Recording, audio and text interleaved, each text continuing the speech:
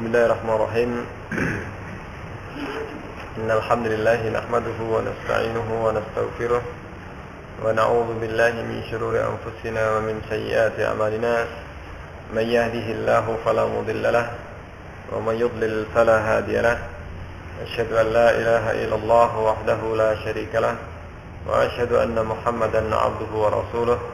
يا أيها الذين آمنوا اتقوا الله حق تقاته ولا تموتن إلا وأنتم مسلمون يا أيها الناس اتقوا ربكم الذي خلقكم من نفس واحدة وخلق منها زوجها وبث منهما رجالا كثيرا ونساء واتقوا الله الذي تساءلون به والأرحام إن الله كان عليكم رقيبا يا أيها الذين آمنوا اتقوا الله وقولوا قولا سديدا يصلح لكم أعمالكم ويغفر لكم ذنوبكم ومن يطع الله ورسوله فقد فاز فوزا عظيما أما بعد فإن أصدق الحديث كتاب الله وخير الهدي هدي محمد صلى الله عليه وسلم وشر الأمور محدثاتها وكل محدثة بدعة وكل بدعة ضلالة وبعد kita lanjutkan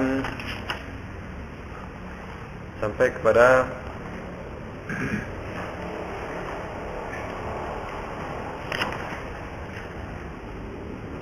mana yang terakhir? Ar-Rahmanul Istawa. Sekarang.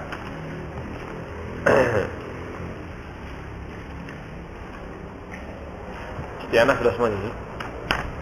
Alhamdulillah. Ar-Rahmanu 'alal 'arsy istawa. Judul bab ini diambil dari ayat yang ada di dalam Al-Qur'an, yaitu Ar-Rahmanu 'alal 'arsy istawa. Bahwasanya Allah Subhanahu wa taala bersemayam di atas arsy. Kenapa disebutkan judul ini atau ayat ini? Karena ini merupakan salah satu keyakinan yang harus dipegang oleh kaum muslimin. Dan inilah yang disebutkan oleh Rasulullah SAW dalam pertanyaannya kepada seorang budak ketika Rasulullah SAW didatangi oleh Muawiyah bin Hakam. Muawiyah salah seorang sahabat Rasulullah SAW. Beliau punya seorang budak wanita yang masih bocah, dan kemudian bocah ini tugasnya mengembala kambing.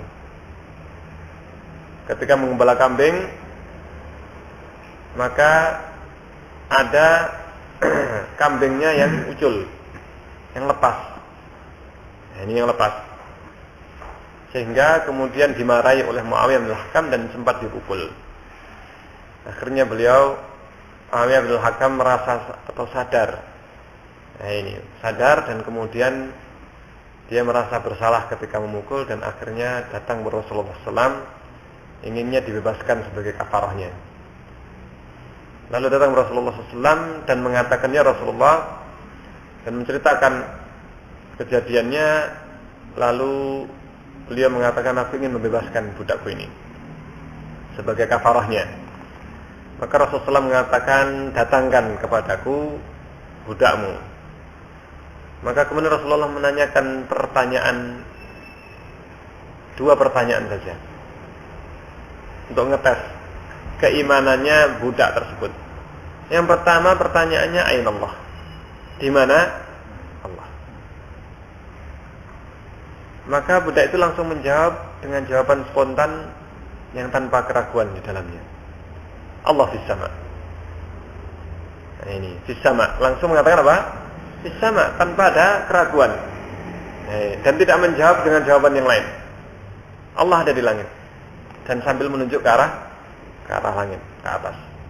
Dalam satu riwayat disebutkan budak ini tidak mengatakan atau tidak mengucapkan sesuatu, cuman mengisyaratkan ke atas saja. Demikian. Sehingga ini menunjukkan anak yang masih kecil, budak lagi. Ini pun sudah bisa memahami bahwasanya Allah di sama, dan tidak ada keraguan pada mereka. Dan ini menunjukkan bahwasanya apa yang mereka yakini itu sudah merupakan suatu ajaran yang turun-temurun dan diajarkan sejak kecil bahkan oleh para sahabat. Sehingga keyakinan yang tidak ada keraguan di dalamnya. Sebagaimana sekarang ini banyak kaum muslimin yang mereka masih ragu-ragu. Ketika ditanyakan di mana Allah, mereka langsung kaget. Kok ada pertanyaan kayak begitu? Belum dijawab, itu sudah terkejut dengan pertanyaannya. Belum dijawab, sudah terkejut dengan pertanyaannya, karena mungkin belum pernah sesuatu terbetik dalam benaknya. Apalagi ketika diminta untuk menjawab di mana Allah. Maka ada yang mengatakan di mana-mana. Allah di hatinya orang mukmin, Allah di hatinya wali fulan, dan sebagainya. Maka ini termasuk di antara keyakinan yang mungkin sudah banyak yang luntur. Di antara kaum muslimin ini sudah banyak yang mereka ragu di mana Allah sebenarnya. Ini yang harus ditanamkan kembali. Ditanamkan kembali kepada kaum muslimin dan diajarkan. Dan tidak perlu kita mengatakan masa kita diajari lagi di mana Allah. Karena memang banyak kaum muslimin yang akhirnya ragu dan kemudian mengatakan Allah di mana-mana. Dan di berbagai kesempatan pertanyaan ini banyak yang tidak bisa menjawab. Padahal cuma pertanyaan yang sangat ringan. Bahkan bisa jadi orang hafal Quran, ini ditanya di mana Allah tidak bisa menjawab dengan benar. Ini bisa jadi. Bahkan orang yang dia itu mungkin hafal 10 qiraat. Ini ditanya di mana Allah pun ragu atau tidak bisa menjawab dengan benar. Tidak jawab jawaban yang tidak meyakinkan. Padahal jariyah ini ketika ditanya Rasulullah dengan jawaban yang tepat dan Rasulullah SAW membebaskan karena jawabannya tersebut. Ini setelah pertanyaan kedua, waman ana, siapa saya? Anta Rasulullah. Ini jawabannya cuma anta Rasulullah, engkau adalah Rasulullah. Maka Rasulullah mengatakan, "I'tiqha fa innaha mu'minah." Bebaskan dia karena sesungguhnya dia adalah seorang mukminah. Seorang yang mukminah. Rasulullah cuma mengetes keimanannya dengan 2 pertanyaan saja. Yang pertama adalah menanyakan keberadaan Allah Subhanahu wa taala. Nah, sekarang ada yang mengatakan tidak boleh menanyakan di mana Allah. Ini. Padahal Rasulullah yang bertanya sendiri. Ini. Yang mengatakan tidak boleh menanyakan di mana Allah karena dia nggak tahu jawabannya. Dia nggak tahu jawabannya atau dia ragu. Sehingga ini membuat keraguan, nggak usah ditanyakan di mana Allah. Tidak boleh bertanya. Sampai demikian, di antara tokoh atau kiai atau yang dikatakan bahkan ulama itu sampai mengatakan tidak boleh kita menanyakan di mana Allah. Tidak perlu kita menanyakan atau ngetes orang dengan pertanyaan di mana Allah. Bahkan seandainya boleh ngetes keimanan seorang, maka yang boleh ngetes adalah dengan 1 pertanyaan ini tadi, yaitu pertanyaan di mana Allah dan siapa? Rasulullah. Seandainya kita boleh ngetes kecuali dengan dalil, tidak boleh ngetes kecuali dengan dalil, ngetes keimanan seorang, apakah orang itu mukmin atau muslim atau bukan, maka cukup dengan 2 pertanyaan ini. Sebagaimana Rasulullah SAW menyuruh untuk membebaskan budak, tapi dites dulu. Sehingga Muawiyah ini ketika Muawiyah bin Al-Hakam mau membebaskan budak, ditanya dulu. Kalau memang mukmin dibebaskan, kalau tidak bisa dibebaskan. Ini syaratnya seorang budak itu bisa dibebaskan kalau orang itu adalah seorang mukminah, sudah masuk Islam. Nah, untuk bisa mengetahui keislamannya, Rasulullah cukup menanyakan dengan 2 pertanyaan. Di mana Allah? Allah di sana. Wa man ana? Anta Rasulullah. Engkau adalah Rasulullah, utusan Allah. Sehingga ini menunjukkan kalau begitu mukmin. Ini bukan pertanyaan yang ringan dan remeh, tapi pertanyaan yang menjadikan suatu prinsip.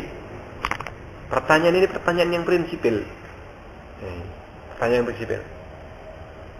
Makanya di sini dibahas tentang masalah keberadaan Allah di atas langit dan keberadaan Allah, bahwasanya Allah bersemayam di atas arsy-Nya. Dan ini penting. Laqad waradat ayatun wa ahadits. telah disebutkan beberapa ayat dan hadis, wa aqwalus salaf, dan aqwalus salaf, dan perkataan para salaf dari para sahabat tabi'in, tabi'in dan seterusnya. Tusbitu yang menetapkan al-ulu walillah, sifat ketinggian, kemahatinggian Allah Subhanahu wa taala. Bahwasanya Allah ada di atas langit, di atas arsy, bersemayam di atas arsy. Ibnu Qayyim ini atau Imam Az-Zahabi. Imam Az-Zahabi salah seorang ulama yang dia termasuk zaman pertengahan Imam Az-Zahabi ini. Beliau menulis kitab yang berjudul Al-Ulu. Kitab yang berjudul Al-Ulu. Al-Ulu adalah maksudnya ketinggian. Maksudnya menetapkan kemahatinggian Allah dan menukil asar dan menukil perkataan dari mulai sahabat sampai zamannya Imam Az-Zahabi yang menetapkan sifat Al-Ulu. Baik itu hadis atau ayat atau hadis ataukah asar dari para salaf. Demikian juga Syekh Ibnu Qayyim rahimahullah taala menyusun kitab Istima'ul Juyush. Istima' apa? Al-Juyush. Menetapkan firman Allah Al-Quran sebagai kalamullah dan kemahatinggian Allah. Ini khusus mengumpulkan para salafus saleh bagaimana perkataan mereka. Disusun dalam kitab ini. Ini kitab Al-Ulu ini yang disusun oleh Imam Az-Zahabi, diringkas oleh Syalbani, diringkas hadis-hadis yang sahih. Diringkas hadis-hadis yang sahih yang menunjukkan kemahatinggian Allah. Di antaranya di sini dicuplik sebagian saja yang menetapkan kemahatinggian Allah dan keberadaan Allah di atas arsy-Nya. Yang pertama, qala Allah Ta'ala, ilaihi yas'adul kalimut thayyibu wal 'amalus shalihu yarfa'uhu. Kepadanya, kepada Allah lah yas'adu, naik kalimat-kalimat thayyibah, kalimat-kalimat yang baik, perkataan yang baik. Wal 'amalus shalih, dan amal-amal soleh. Yarfa'uhu, mengangkat. Amal soleh itu akan mengangkatnya. Allah mengangkat kepadanya. Namanya naik atau mengangkat. Apakah pernah namanya mengangkat ke bawah atau naik ke bawah? Ada nggak di dalam bahasa naik ke bawah? Jelas namanya naik adalah ke atas. Najahatil ulu, ini ke arah atas. Karena arah atas itu menunjukkan kemahatinggian dan menunjukkan kemuliaan. Makanya apa? Makanya seorang raja di dalam suatu kerajaan atau istananya, maka pasti dia ditempatkan paling apa? Paling tinggi, singgasananya di antara yang lainnya. Sehingga tempat duduknya diberikan kedudukan yang tinggi. Demikian juga orang yang diagungkan, maka ditaruh di tempat yang tinggi. Karena tempat yang tinggi ini menunjukkan kemuliaan, mutlak. Sehingga semakin tinggi, maka dia yang paling apa? Yang paling mulia. Orang yang menang, maka dia ditempatkan di tempat yang paling tinggi. Demikian juga surga yang paling tinggi. Ini adalah yang paling derajatnya paling besar, paling nikmat. Maka Rasulullah SAW mengatakan, jika kamu menginginkan surga, minta kepada Allah di surga, mintalah Jannatul Firdaus, mintalah surga Firdaus, karena dia yang paling tengah dan yang paling tinggi.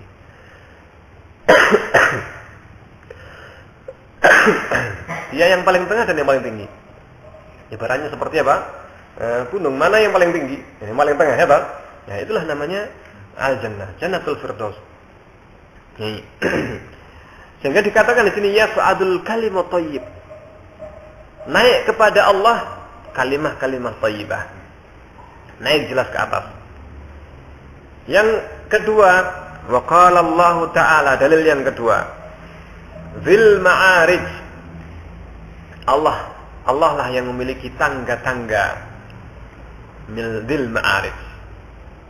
Ta'rujul malaikah.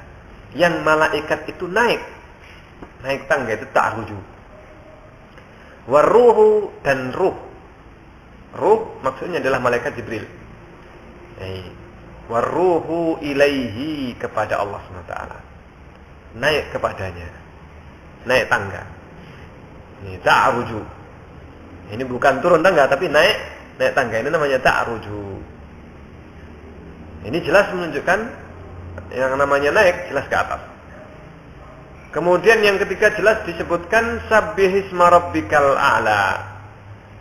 Sucikanlah Allah Subhanahu wa taala, nama Allah, nama Rabbmu yang paling tinggi. Allah yang paling, Rabbmu yang paling tinggi, rabbikal a'la. Kata-kata yang paling tinggi jelas tidak ada makna lain kecuali adalah apa? Maha tinggian Allah SWT. Kalau mungkin ada mengatakan maksudnya a'la bukan zatnya tetapi derajatnya. Derajat itu maksudnya apa? Kemuliaannya Allah SWT itu yang paling tinggi, bukan zatnya Allah yang paling tinggi. Maka Pak, bisa ditetapkan dengan ayat-ayat yang sebelumnya. Namanya naik kepada Allah SWT. Ini jelas adalah apa? Yang paling tinggi. Kemudian ayat-ayat yang lainnya yang menyebutkan tentang apa? Jelas kemahatinggian Allah. Kemahatinggian Allah naiknya. Kemudian turun dari Allah. Segala satu dari langit. Urusan dari langit itu turun dari Allah SWT kepada ke bumi ini. Kemudian Allah menurunkan Al-Quran darinya. Menurunkan, namanya menurunkan jelas apa? Dari atas, ya tak? Menurunkan dari atas. Allah menurunkan darinya Al-Quran. Kami turunkan Al-Quran. Kami turunkan makhluk. Ini diturunkan dari Allah. Dari mana? Dari atas. Nih. Kemudian yang keempat, dalil yang keempat. Naqal al-Bukhari fi kitab at-Tauhid. Imam Bukhari menyebutkan dalam kitab at-Tauhid an Abil Aliyati dari Abul Aliyah wa Mujahidin dan dari Mujahid. Ini para tabi'in. Abul Aliyah, Mujahid ini adalah para tabi'in. Murid-muridnya para sahabat. Fi tafsiri, di dalam tafsirnya, dalam menafsirkan summa stawa ila sama, kemudian istawa. Ini istawa ila sama. Apa maknanya istawa ila sama? Maksudnya dari ala wartafa'a. Yaitu apa? Ala maha tinggi, irtafa'a dan naik. Ini irtafa'a, naik atau berada di atas ketinggian. Dan dalil yang kelima, qala Allah Ta'ala, Allah berfirman, Ar-Rahmanu 'alal 'arsy istawa. Allah bersemayam di atas ars. Ar-Rahman, Ar-Rahman adalah Allah. Salah satu di antara nama-nama Allah Subhanahu wa Ta'ala. Ar-Rahmanu 'alal 'arsy istawa. Ay ala wartafa'a kama jaa fi tafsir at-Tabari, yaitu ala wartafa'a, yaitu maha tinggi, berada di atas sesuatu, itu namanya adalah ala. Wartafa'a dan naik, artinya tinggi. Ini dalam tafsir at-Tabari dan dinukil Ibnu Katsir yang disebutkan secara ijma' sepakat bahwasanya makna istawa 'alal ars maksudnya adalah apa? Ala wartafa'a, di atas. Dan tidak ada yang mengartikan dari salaf yang mengartikan istawa bermakna istaula, berkuasa. Karena memang secara bahasa istawa itu tidak ada yang mengartikan dengan makna istaula, berkuasa. Ini cuman belakangan saja yang kemudian dimunculkan oleh Fakhruddin Ar-Razi, Fakhrur Razi, salah seorang apa? Ahlul Kalam. Dan dia kemudian menyusun kitab kamus. Ini kamusnya apa? Ar-Razi ini kemudian yang diikuti setelahnya sampai kemudian akhirnya di dalam kamus tersebut disebutkan di antara mana istawa adalah istaula. Ini bahayanya. Ini kamus pun bisa dimasuki oleh apa? Oleh pemahaman. Dari mana istaula? Ini mengambilnya dari apa? Dari salah satu bait syair yang tidak jelas arahnya. Itu apa? Tidak jelas arahnya. Sehingga apa? Sehingga mereka berusaha memasukkan, menafsirkan atau mengartikan istawa, mentahrif kepada istaula, berkuasa. Dan ini akan disebutkan beberapa bantahan terhadap istawa yang diartikan dengan istaula. Yang pertama, secara bahasa tidak ada namanya istawa dengan makna istaula. Bersemayam itu dalam bahasa Arab tidak ada yang menggunakan dengan penggunaan istaula, berkuasa. Ini yang pertama. Secara bahasa pun tidak ada dalam bahasa Arab. Secara bahasa tidak ada penggunaan orang Arab zaman dulu yang menggunakan istawa dengan makna istaula. Al-Quran tentunya berbicara turun kepada orang Arab, kepada Rasulullah SAW. Dan tentunya seandainya istawa itu sudah ada yang bermakna istaula, tentunya mereka para salaf tentunya sudah memahami demikian. Tapi ternyata tidak pernah dinukil para salaf mengartikan istawa dengan makna istaula. Ini yang pertama. Yang kedua, seandainya kita artikan istawa itu dengan istaula, tentunya terbatas. Karena di dalam Al-Quran tidak ada istawa ala kecuali kepada arsy. Berarti Allah cuma berkuasa atas arsy. Lah yang lainnya itu apakah dikuasai yang lain? Dikuasai oleh siapa? Allah bersemayam di atas arsy. Maksudnya Allah berkuasa atas arsy. Lah yang lainnya itu punyanya siapa? Iya nggak di sini? Ini. Padahal Allah itu kalau seandainya istawa, berkuasa, maka seharusnya berkuasa segala sesuatu. Istawa ala kulli syai'. Ternyata Allah SWT tidak menyebutkan istawa di dalam Al-Quran kecuali alal arsy saja. Ini yang kedua. Yang ketiga, makna istawa, berkuasa, ini maknanya adalah taghallaba, mengalahkan. Namanya berkuasa tentunya setelah apa? Setelah mengalahkan. Karena makna istaula ini tentunya sebelumnya sudah ada yang apa? Yang ada, maka dikuasai oleh Allah. Ini cara bahasa demikian. Ghalaba. Maknanya adalah mengalahkan dan menguasai. Nah, sekarang siapa sebelumnya yang menguasai arsy? Sebelum Allah SWT. Seandainya istawa bermakna apa? Istaula. Karena penggunaan dalam syair yang dijadikan dalil mereka, qad istawa bisrun alal iraqi min ghairi damin wala sayfin, min ghairi damin min ghairi sayfin wala damin mihraqi. Bishr telah berkuasa atas Irak, telah bersemayam di atas Irak. Maksudnya berkuasa. Ini dalil yang dipakai oleh yang mengartikan istawa dengan istaula. Min ghairi sayfin, tanpa pedang dan tanpa darah tertumpah. Sebelum Bishr berkuasa, tentunya ada yang menguasai. Sehingga Bishr ini baru menguasai Irak. Sebelumnya dikuasai oleh orang lain, kemudian dikalahkan oleh Bishr. Setelah itu Bishr berkuasa, istawa. Nah, ini bersemayam atau berkuasa. Ini bait inilah yang dijadikan dalil. Baitnya seorang apa? Seorang yang tidak jelas. Ini siapa yang mengatakannya? Atau Al-Akhtal. Ini Al-Akhtal ini disebutkan bahwasanya seorang Nasrani. Ini. Kemudian yang kedua, yang keberapa tadi ya? Yang keempat, ya toh? Kalau begitu kekuasaannya Allah itu cuma terbatas pada arsy. Demikian juga kekuasaan Allah namanya istawa, itu adalah apa? Namanya istaula, berkuasa. Istaula ini didahului oleh kekuasaan yang lain. Terlalu lemah seandainya kita artikan istawa dengan istaula, berkuasa.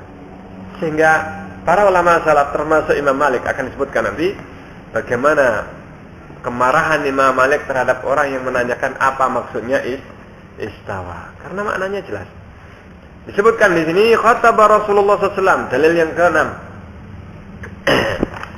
Dalil yang ke-6. Yauma Arafah, Rasulullah khutbah pada hari Arafah fi hajjatil wada, pada waktu haji wada. Pada waktu haji wada, haji perpisahan.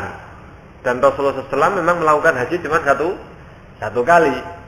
Nah, ini sepanjang hidupnya. Haji pertama dan terakhir Rasulullah Shallallahu Alaihi Wasallam. Ini hajinya Rasulullah, haji wada. Dikatakan haji wada karena haji itu pertama dan terakhir yang dilakukan Rasulullah SAW, sehingga dikatakan perpisahan. Qailan, Rasulullah SAW mengatakan setelah berkhutbah, kemudian Rasulullah mengatakan, ala hal ballagtu. Rasulullah bertanya kepada para sahabat yang ada yang menyaksikan waktu itu, ketahuilah, apakah aku sudah sudah menyampaikan, maksudnya menyampaikan risalah, menyampaikan apa yang harus disampaikan kepada umat ini. Maka qalu, mereka semuanya mengatakan na'am. Semuanya mengatakan na'am. Kami engkau telah menyampaikannya. Yarfa'u usbu'ahu ila sama. Maka Rasulullah SAW mengangkat jarinya ke arah langit. Wa yunakibuha, dan kemudian mengarahkannya. Yunakibuha, kemudian mengarahkannya. Ya, dari atas kemudian diarahkan ke manusia. Allahumma ilaihim, yunakibuha ilaihim. Mengarahkan jari itu setelah mengangkat ke langit ke atas, kemudian mengarahkan kepada mereka. Dan kemudian mengatakan Allahumma ishhad. Ya Allah, sambil menunjuk ke langit. Ya Allah, ishhad. Ini menunjukkan bahwasanya Rasulullah SAW tidak hanya sekedar apa? Tidak hanya sekedar mengucapkan Allahumma, tapi menunjuk ke atas langit, mengarah kepada Allah Subhanahu wa taala. Allahumma ishhad. Ya Allah, saksikanlah mereka. Ini dalil bahwasanya Allah Subhanahu wa taala berada di atas langit. Ini diriwayatkan oleh Imam Muslim. Ini dalil yang ke-6. Kemudian dalil yang ke-7. Wa qala sallallahu alaihi wasallam.